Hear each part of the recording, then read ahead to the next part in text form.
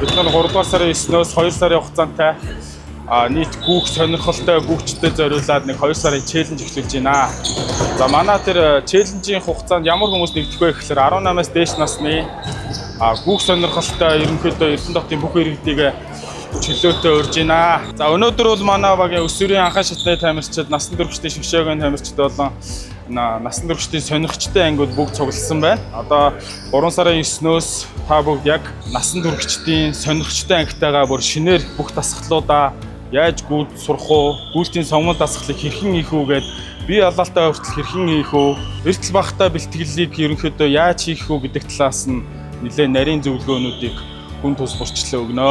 Гүйцээр хичээлэгч, сонирхогчд маань одоо ингээд харахад нэг жоохон буруу техниктэй гүйдэг, өөртөө айгүй тийм төвхтэй их энерги зарцуулж гүйгээд харагддаг.